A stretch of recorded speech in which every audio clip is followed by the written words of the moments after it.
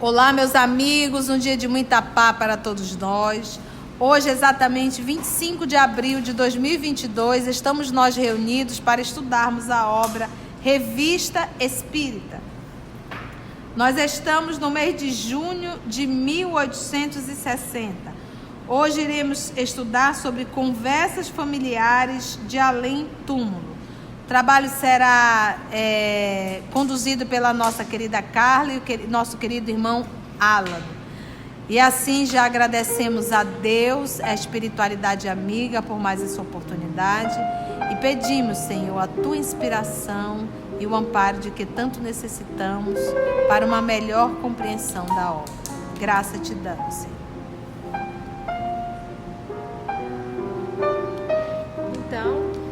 Conversas familiares de além-túmulo, Senhora Duré. Médium escrevente, morta a 1º de maio de 1860 em Sétif, Argélia, evocada primeiro em casa do Sr. Allan Kardec a 21 de maio, depois a 25 na Sociedade. Então, 20 dias e 24 dias após seu desencarne. Era médio, né? Isso. Morreu dia 1º de maio de 1860, na Argélia, evocada primeiro em casa do Sr. Allan Kardec, 21 de maio. Isso. 20 dias depois. 20 dias e depois, dia 25, são 24 dias depois de seu desencarne, bem recente. Evocação. Eis-me aqui. Conhecemos-nos de nome, se não de fato. E embora jamais me tenhais visto, sois capaz de reconhecer-me? Muito bem. Já viestes visitar-me depois que morrestes? Não, ainda não, mas sabia muito bem que me chamarias. Como médium e perfeitamente iniciada no Espiritismo, pensei que, melhor que outro, poderíeis dar-nos explicações instrutivas sobre diferentes pontos da ciência. Responderei o melhor que puder. Esta primeira evocação tem por objetivo apenas renovar, de certo modo, nosso conhecimento e de nos pôr em contato. Quanto às perguntas, como são de interesse geral, prefiro fazê-las na sociedade. Indago, pois, se consentirias em vir. Sim, com prazer. Responderei e pedirei a Deus que me esclareça. É interessante a gente notar essa evocação e essas respostas, porque só foram 20 dias depois e a gente já percebe ela bem lúcida, bem tranquila e vai até pedir a inspiração de Deus, ou seja, ela sabe tudo o que acontece. E já tivemos outras evocações com meses, com anos, e o espírito ainda está em perturbação. Né? Por isso que ele perguntou, você me reconhece? Você me reconhece? E ela, sim. A primeira pergunta... E ela nem era da mesma cidade do país, ela era da Argélia. Mas só os desdobramentos, a afinidade já deu esse reconhecimento. Há 5 médiuns aqui. Tendes preferência por algum deles para vos servir de intérprete? Isto me é indiferente, contanto que seja um bom médium.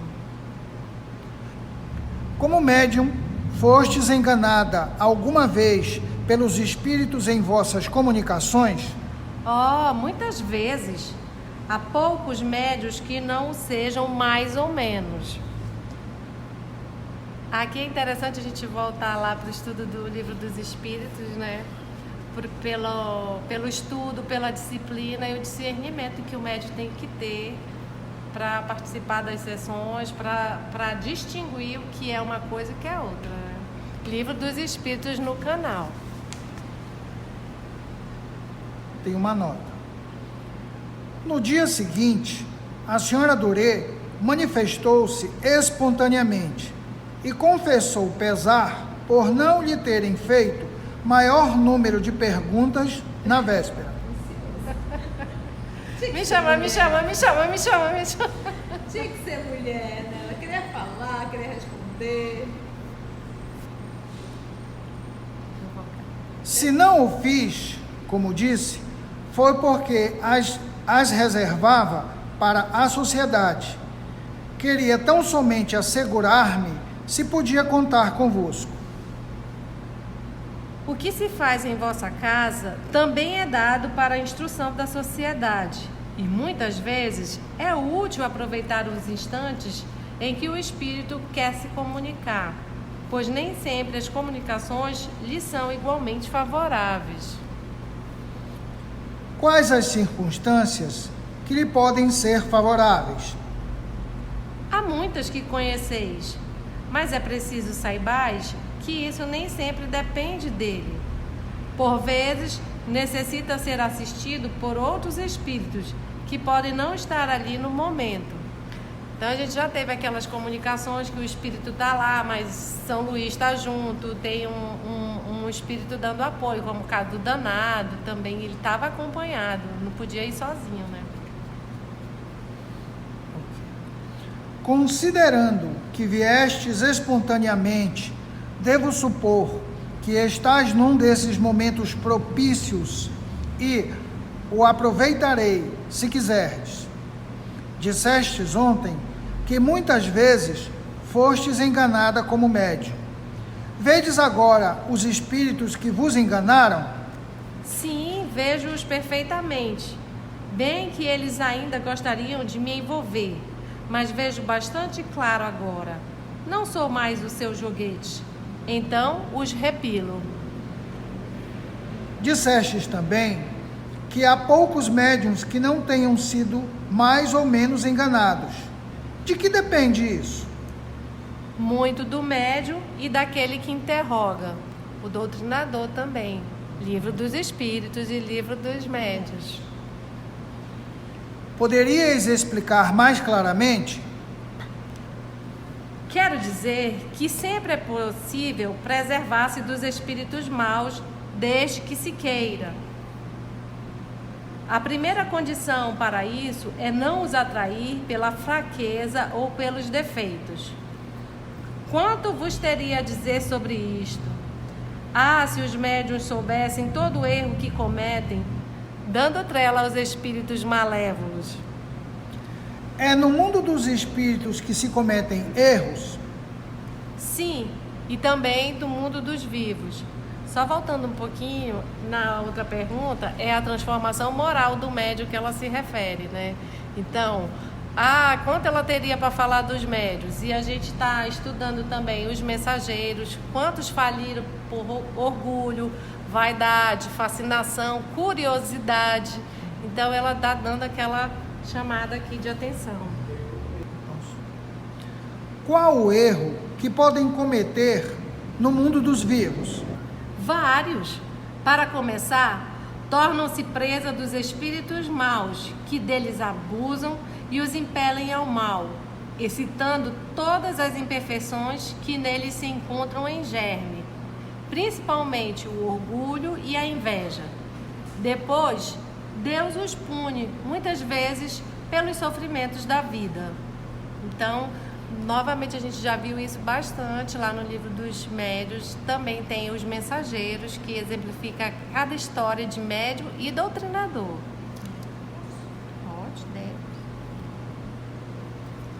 Deixa a tia dar um pitacozinho aqui pra gente pegar umas lambadas, umas chibatadas. Olha assim.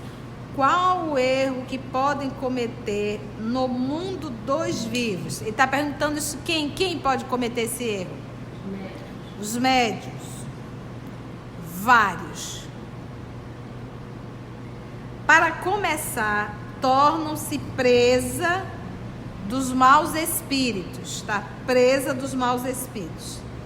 Que deles, os maus espíritos, abusam e os impelem, e os empurram ao mal, excitando todas as imperfeições que neles quem? Nos médios, que neles se encontram em germe. Então, em verdade, esse espírito mau, ele não dá o mal a ti. Ele apenas estimula o que tem em ti em germe. Exatamente. Se não tiver, não tem o que estimular. Então, nós não somos vítimas. Nós somos parceiros. Entendeu? É por isso que a nossa irmã Carla estava falando, lembrando as obras. Nós temos que nos esforçarmos para a nossa conduta moral. Então, olha só. Se encontra em germe. O que está em germe? Principalmente o orgulho e a inveja. Depois, Deus os pune. Aí tu tá achando que Deus é um senhorzinho de barba, de cabelo branco, com um cajado na mão, sentado, que vai te punir. Esse Deus pune é a lei que rege o universo, que é criado por ele. E essa lei está gravada onde? Também na consciência. Então, quando a gente pega os livros mensageiros, que vai nos apresentar ali vários e vários médiuns capacitados no mundo espiritual, mas que quando foram para o trabalho na Terra fizeram tudo o contrário. E quanto eles se punem por isso? Por quê? Porque a lei estava gravada na consciência e eles foram preparados. Muitas vezes pelos sofrimentos da vida. Então, fazendo bem, teremos o bem. Fazendo mal, teremos o mal. Observação.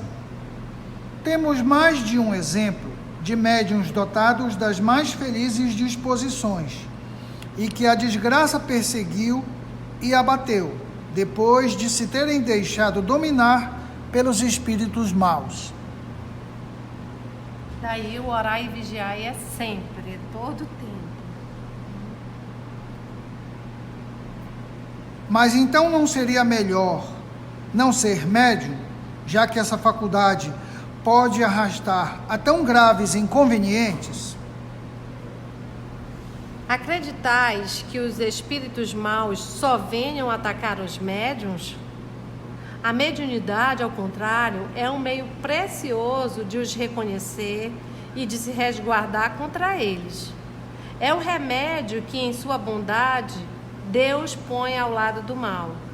É o aviso do bom Pai que ama os filhos e quer preservá-los do perigo. Infelizmente, os que desfrutam desse dom não sabem ou não querem aproveitá-lo.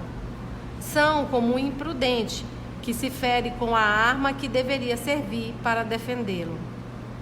Então, o interessante disso para nós é assim, é saber que a todo momento uma legião nos envolve, né? Nos cerca. Então, as influências. Essa explicação aqui serve para todo mundo, né? Conhece-te a ti mesmo, não é só para a média, é para nós. Que ideia que nós estamos tendo? É nossa, não é? Só vai caber quando a gente se conhecer e prestar atenção no que a gente está pensando. E para o médium em si, saber ainda mais que tem que aproveitar que isso é uma oportunidade de trabalho que ele está tendo, né? Porque Carlinha e demais amigos, as pessoas acreditam que só médium entra no processo obsessivo. As pessoas acreditam que só médium recebe influência dos espíritos. Ledo engano. Todos nós recebemos influência dos todos. Por isso que todos nós somos médios em um grau qualquer. Todos. Qual é a diferença do médium? É que o médium, ele percebe. Então, ou seja, a pessoa do comum, do dia a dia, que recebe a influência, ela não consegue identificar que ela está sob uma influência. E o médio, ele consegue identificar. Então, a partir do momento que você começa a educar sua mediunidade, for um médio ostensivo, que você for uma prática mediúnica e fizer isso que a Carlinha está falando, o processo do autoconhecimento, você consegue identificar exatamente a hora que tu estás tendo uma influência espiritual. Você identifica. Agora, nem sempre a gente consegue identificar se é boa ou má. Aí a gente diz, reconhece-se o fruto pela árvore pelo fruto, ok? Só que às vezes tem espíritos que são pseudo-sábios, que são envolventes. Então eles começam falando de Jesus para depois estar te levando para o quinto dos infernos. Então a gente tem que estar muito atento realmente a tudo isso. Então, todos nós recebemos as influências dos espíritos, todos nós, todos. O médio apenas identifica. E é como ele diz aqui, são como o imprudente que se fere com a arma que deveria servir para defendê-lo. Por quê? Porque o médio sabe. E ele deveria se defender e não se defende com isso. E aqui ele diz, Deus põe ao lado humano. É o aviso do bom pai que ama os filhos e quer preservá-lo do perigo. Então essa é a função do médium, é ele identificar e perceber que ele está sobre uma ação espiritual. Sois vós mesma, senhora Durê, que dais as respostas? Sou eu mesma que as dou e vou-lo asseguro em nome de Deus. Mas creio que se tivesse sido abandonada a mim mesma, não seria capaz de responder. Os pensamentos me vêm de mais alto. Ou seja, olha, ela está lá no mundo espiritual, está intuída, já mediando um outro pensamento. Pensamento, que coisa legal, né? Vedes o espírito que vos inspira? Não. Há aqui uma multidão de espíritos diante dos quais me inclino, e seus pensamentos parecem irradiar sobre mim. Ou seja, não são dela, né? Não, ela se conhece, né? Ela sabe que não é dela. Né?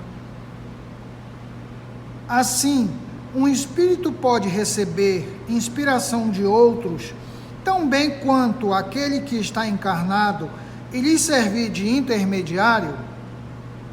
Ou seja, espírito é médium também? E ela responde, não o duvideis. Muitas vezes julga responder por si mesmo, quando não é mais que um eco. Então também tem espírito médium inconsciente de si mesmo. Né? Quer os pensamentos sejam pessoalmente vossos, quer sejam sugeridos, pouco nos importa, desde que sejam bons. E nós agradecemos aos espíritos bons que vos sugerem. Mas então perguntarei, por que esses mesmos espíritos não respondem diretamente? Eles o fariam se os interrogasses. Foi a mim que evocastes. Eles querem responder e então servem-se de mim para a minha própria instrução. E aí a gente vê assim que são os níveis morais, os níveis, como é que se fala? Além da vida, né? No mundo espiritual tem várias hierarquias. Então ela tem uma e os espíritos mais superiores a ela instruem também ela ainda quanto espírito. Porque ela era médio ostensivo, mas isso quer dizer que ela era um espírito superior, né? O espírito que obsidiou um médium em vida, ainda o obsidiará após a morte? A morte não liberta o homem da obsessão dos espíritos maus. É a figura dos demônios atormentando as almas penadas. Sim, esses espíritos os perseguem após a morte e lhes causam terríveis sofrimentos, porque o espírito atormentado se sente sob uma constrição de que não se pode desembaraçar. Aquele, ao contrário, que se libertou da obsessão em vida, é forte, e os espíritos maus o encaram com temor e respeito. Encontraram o seu mestre. Há muitos médiums realmente bons na completa acepção da palavra? Não são os médicos que faltam, mas os bons médicos são raros. Dá-se o mesmo com os médios. Isso aqui a tia já falou 1000 vezes, né? Médio tem muito, tá? Bom médio. Por qual sinal podemos reconhecer que as comunicações de um médium merecem confiança? As comunicações dos espíritos bons têm um caráter com o qual não podemos nos enganar quando nos damos ao trabalho de estudá-las. Quanto ao médium, o melhor seria aquele que jamais tivesse sido enganado, pois isso seria a prova de que só atrai espíritos bons. Mas não há médiuns dotados de excelentes qualidades morais e que são enganados? Sim, os espíritos maus podem fazer tentativas e não triunfam senão pela fraqueza ou pela excessiva confiança do médium que se deixa enganar. Mas isso não dura e os espíritos bons facilmente vencem quando há vontade. Então aqui novamente a transformação do médium, a transformação moral do médium é falada, a importância disso para evitar embuste, mistificação, fascinação. Deixa a tia também dar uma colherzinha aqui. Essas duas perguntas são muito importantes. Também, o Kardec foi assim. Primeiro, para ele fazer essa pergunta, é porque isso já tinha existido. Isso existiu. Então, ele disse, por qual sinal podemos reconhecer que as comunicações de um médium merecem confiança? Confiança, porque se comunicam, mas tem como confiar nessa comunicação? Então, qual é o sinal? Ele diz, ela responde, as comunicações dos bons espíritos têm um caráter com o qual não podemos nos enganar quando nos damos ao trabalho de as estudar.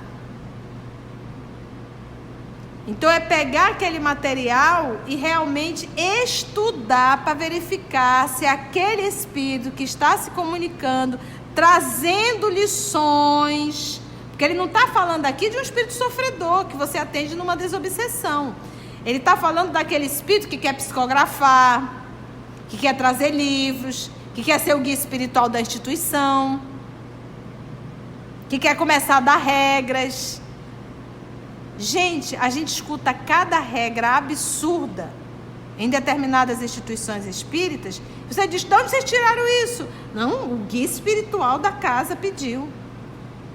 Então é guia espiritual mandando o trabalhador andar descalço. É guia espiritual mandando rezar 3, 4, 5, 6 Ave Maria, Santa Maria, Pai Nosso. É guia espiritual dizendo que tem que começar meia-noite.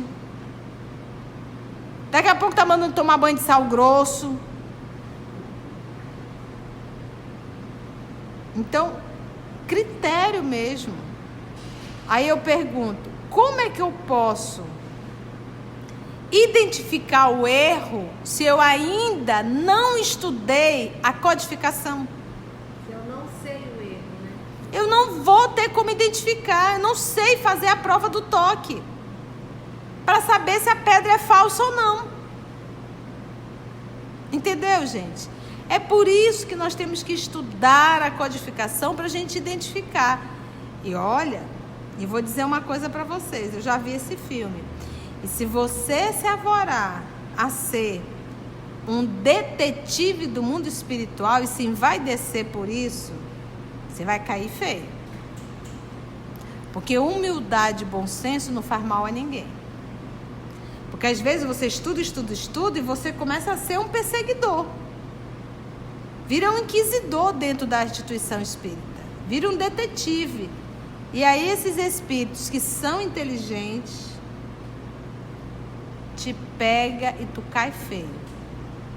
Daqui a pouco tu tá publicando obras ridículas e se vai descendo disso. Quanto ao médium, o melhor seria aquele que jamais tivesse sido enganado. Esse é o melhor que seria, pois isso seria a prova de que só atrai bons espíritos. Aí ele faz a segunda. Olha, mas há médios dotados de excelentes qualidades morais e que são enganados. Existe. E aí? Sim. Os maus espíritos podem fazer tentativas. E não triunfo, senão pela fraqueza ou pela excessiva confiança do médium. Então, eles podem tentar? Podem. Mas só vão cair se o médium permitir. Como ela usa aqui, pela fraqueza do médium. Não triunfo, senão pela fraqueza ou pela excessiva confiança do médium, que se deixa enganar. Mas isso não dura, e os bons espíritos facilmente vencem quando há vontade. Vontade de quem? Do médium. Aqueles casos que tu explicaste, né? De não recebe outro espírito, só esse espírito não aceita ideia, não aceita crítica, né? Aí eles são dominados mesmo. E a pior coisa, Carlinha, é a vaidade e o orgulho. Quando você começa assim, vai descer do trabalho, a se orgulhar do que faz, minha amiga, você pode ter certeza, é ladeira abaixo. Então, nós temos que ter muito cuidado com o trabalho que fazemos. Se você se vai descer, se você se sentir orgulhoso disso, vai cai feio. Nós temos que ter sempre a certeza que o trabalho realizado é do Cristo Jesus. Ponto. A gente está vendo aqui uma médium no mundo espiritual e não está saindo da cachola dela.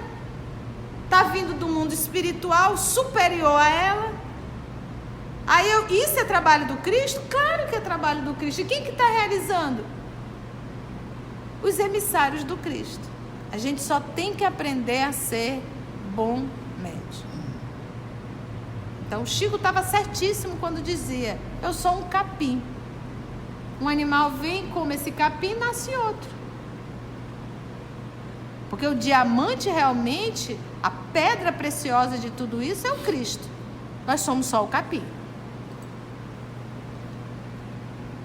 A faculdade mediúnica é independente das qualidades morais do médium? Sim.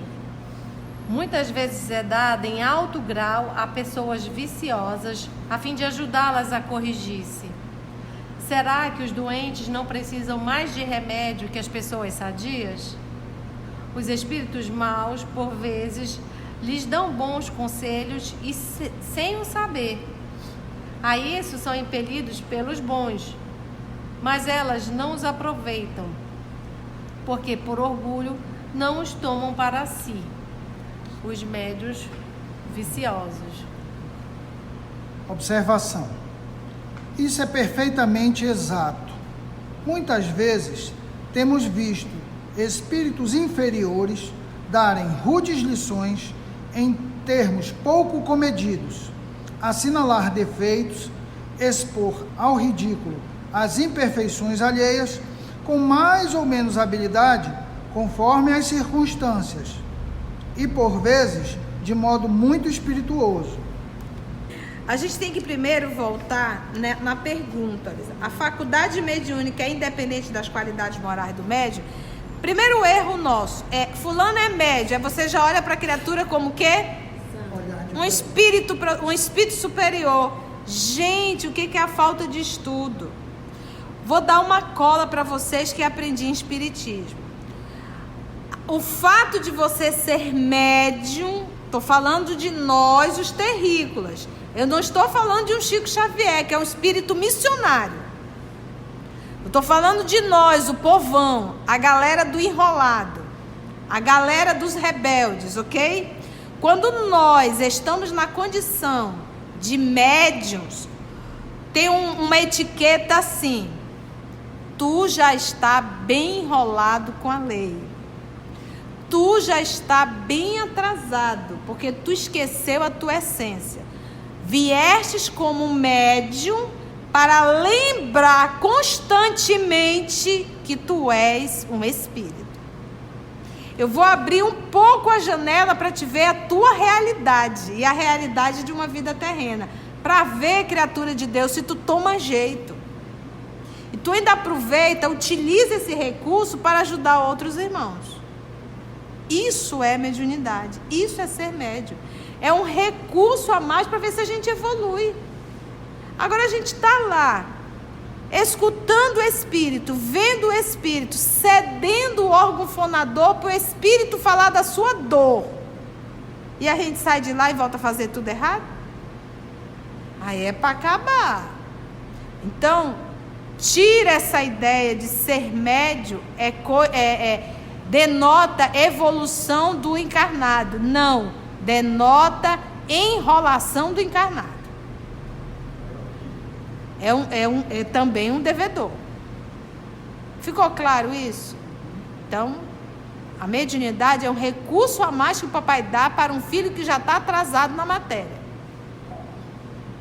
Então ele diz, sim, muitas vezes é dada em alto grau a pessoas viciosas, a fim de ajudá-las a corrigir-se. Esse é o propósito. Você imagina o que é você saber da existência do mundo espiritual? Saber que vai ter que prestar conta, mas vive no mundo como um materialista? Tirando vantagens de tudo? Está muito enrolado esse. Será que os doentes não precisam mais de remédio que as pessoas sadias? Aqui está lembrando Jesus. Não são os sãos que necessitam de remédio. É quem? Os médicos, são os doentes. Os maus espíritos, por vezes, lhes dão bons conselhos sem o saber. A isso são impelidos pelos bons. São empurrados. Às vezes, espírito mau dá bom conselho. Gente, lembra de Araxes? Ele era médio, era vicioso, mas os espíritos bons não utilizaram ele para dar o conselho para... O Araxes é de qual obra? Araxes é agora, a gente acabou de fazer há 2000 anos. Há 2000 anos é aquela que era apaixonada pelo Plínio, né? Hã? Aurélia. Oh, amor, eu queria ter uma filha assim. Aurélia, exatamente. E utilizaram o Araxes para falar, lembra? O Araxes. Os maus espíritos, por vezes, lhe dão bons conselhos sem o saber. A isso são impelidos pelos bons. Mas elas não os aproveitam, porque, por orgulho, não os tomam para si. Aí tem a observação do professor. Isto é perfeitamente exato. Muitas vezes temos visto espíritos inferiores darem rudes lições em termos pouco comedidos. Às vezes vem um espírito superior e te agride, te diz poucas e boas, mas o que ele está falando é verdade. Gente, naquela reunião mediúnica que a gente foi, uma vez participar, aí toda vez, vamos estudar, é muito bom. Aí agora veio outro espírito. A tia lá dentro falando, vocês estão cansados e aqui só fazendo palhaçada. Ninguém estuda. Eu acredito. Foi bem rude, mas foi verdade. Foi verdade, foi autêntico, né? Foi. Mexe com a gente, porque fala a nossa linguagem. Na lata, né? É na lata. Darem rudes lições em termos pouco comedidos. Assinalar, eu me lembro uma vez de uma reunião, tem muitas experiências com reunião mediúnica, né? Mas eu me lembro uma vez a criatura toda ali firmezinha, toda bonitinha, todo metidinho. Aí o espírito chegou, eu sei quem tu és, né? Bem sei para onde vai todas as madrugadas. Você está entendendo? Porque às vezes a gente acha que a gente engana, né? A gente engana. Uma vez eu terminei um estudo espírita e fui para casa. E não percebi absolutamente nenhuma companhia. Fui na boa, cheguei, fiz o que eu fazia, que o primeiro quarto que eu entrava na época era do painho. Aí eu entrei, troquei fralda, verifiquei, lavei as mãos primeiro, tá, gente? Troquei fralda, verifiquei como é que estava a glicose, vi a pressão, ele quis um iogurtezinho, e bababababá, conversamos sobre o dia, deitei ele e dormi. Quando eu saí do quarto dele, aí sim eu ouvi dois espíritos, aí um conversando com o outro, falaram assim: bora, ela já tem problema demais. Então ainda tem isso, eles também nos seguem para verificar se o que a gente fala tem veracidade no nosso cotidiano. Se não tiver, minha amiga, se segure. Exatamente, minha filha. Então ele diz: rude lições em termos pouco comedidos, porque ele não tem papa na língua, não. Assinalar defeitos, expor ao ridículo as imperfeições alheias, com mais ou menos habilidade, conforme as circunstâncias, e por vezes de modo muito espirituoso. Eu bem sei quem tu és, né? Eles vêm realmente debochando. Foi bom? E assim finalizamos o estudo de hoje, mas ainda não esse diálogo com Kardec e a senhora Duré, já desencarnada. Vamos ficar com o restante dele para o nosso próximo estudo, se Deus assim permitir. E agradecemos a Jesus essa oportunidade de trabalho e aprendizado. Até o nosso próximo encontro, se Deus quiser. O trabalho do Cristo, ele é sempre coletivo, ele não é individual, não está centralizado sobre a cabeça de um. Somos o EOS, esse grupo que Jesus foi construindo ao longo dos anos, e estamos nós aqui estudando e tendo a alegria de poder compartilhar com todos vocês.